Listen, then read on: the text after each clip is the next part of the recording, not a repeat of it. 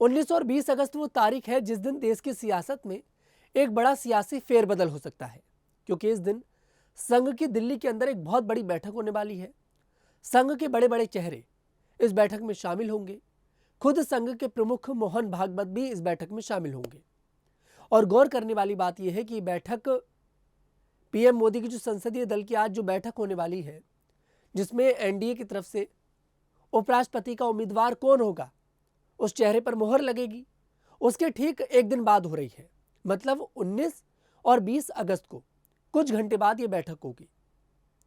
सवाल यह है कि आखिरकार यह बैठक क्यों बुलाई जा रही है, इस बैठक में क्या मुद्दे होंगे। वैसे तो देखिए, मुद्दे कई सारे हैं। मुद्दा राष्ट्रीय अध्यक्ष के नाम को लेकर भी है कि बीजेपी का अगला राष्ट्रीय अध्यक्ष कौन बनना चाहिए।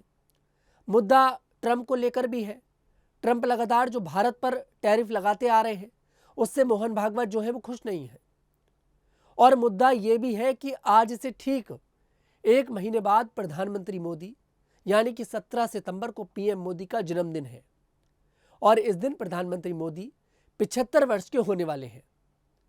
अब प्रधानमंत्री मोदी को रिटायरमेंट लेना है कि नहीं लेना है, आरएसएस बीजेपी के इस रूल को ब्रेक करवाएगी कि नहीं करवाएगी, मुद्दा ये भी है।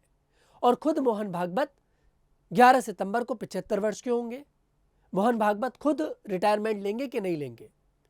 हाल ही में मोहन भागवत ने यह भी कहा था कि जब आप 75 वर्ष के हो जाएं तो दूसरों को मौका देना चाहिए, अपने से छोटों को मौका देना चाहिए।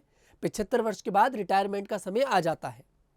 अब ऐसा हो सकता है कि मोहन भागवत अपने रिटायरमेंट का ऐलान कर दे और किसी दूसरे चेहरे को संघ का प्रमुख बना दे। राष्ट्रीय अध्यक्ष के नाम को लेकर भी इस बैठक में चर्चा हो सकती है, लेकिन गौर यहां पर यह करी जाएगी कि यह बैठक ठीक प्रधानमंत्री मोदी की जो संसदीय दल की बैठक जो आज होने वाली है, उसके महज कुछ घंटे बाद होने वाली है। आपको बता दें, पिछले कुछ समय से लगातार मोहन भागवत जिस तरह के बयान देते हैं, उससे ऐसा लगता है कि मोहन भागवत पीएम मोदी के तीसरे कार्यकाल से खुश नहीं है। कभी वो 75 वर्ष वाली बात कह देते हैं, कभी वो मंदिर और मस्जिद वाली बात कह देते हैं। तो इन बातों से ऐसा लगता है कि जो मोहन भागवत हैं, उनकी प्रधानमंत्री मोदी से बन नहीं पा रही है।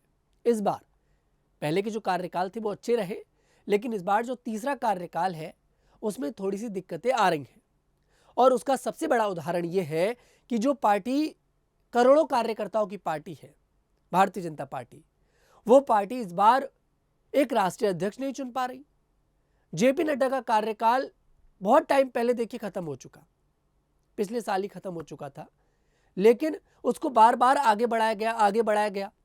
पहले लोकसभा चुनाव का हवाला दिया गया, उसके बाद हरियाणा के चुनाव का हवाला दिया गया, फिर महाराष्ट्र के चुनाव का हवाला दिया गया, उसके बाद दिल्ली के चुनाव का, और अब बिहार के चुनाव आ गए। लेकिन अभी तक किसी को यह नहीं पता कि बीजेपी का अगला नया राष्ट्रीय अध्यक्ष कौन होगा।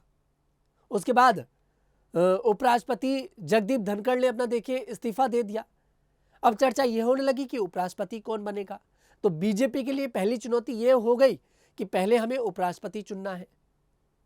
तो जो राष्ट्रीय अध्यक्ष का नाम है वो कहीं ना कहीं घूमता रहा और अभी तक राष्ट्रीय अध्यक्ष के नाम का ऐलान नहीं हो पाया। और इसकी सबसे बड़ी कमजोरी यही है कि बीजेपी और आरएसएस में तालमेल नहीं बन पा रहा है।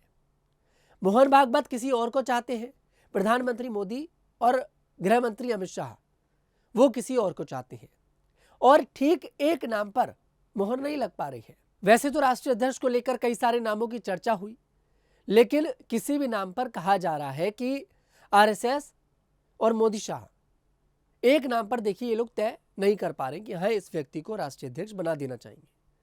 कुछ तस्वीरें लखनऊ से भी सामने आती हैं। वसुंधरा राजे दिल्ली आई, प्रधानमंत्री मोदी से मुलाकात करी, उसके बाद वो देखिए लखनऊ पहुंच जाती हैं, योगी आदित्यनाथ से मुलाकात करती हैं। चर्चा ये होती है कि वसुंधरा राजे को या तो उपराष्ट्रपति बनाया जा सकता है या फिर राष्ट्रीय अध्यक्ष बनाया जा सकता है, कोई बड़ी जिम्मेदारी दी जा सकती है। फिलहाल 19 और 20 अगस्त को दिल्ली के अंदर ये बैठक होने जा रही है आरएसएस की, और इस बैठक में कुछ बड़े फैसले लिए जा सकते हैं। फिलहाल इस पर क्या है आपकी राय, कमेंट सेक्शन में जरूर बताइएगा। मैं तनुज दीक्षित फिर आपसे मुलाकात करूंगा, तब तक के लिए हमारे साथ देखते रहिएगा न्यूज़ 15।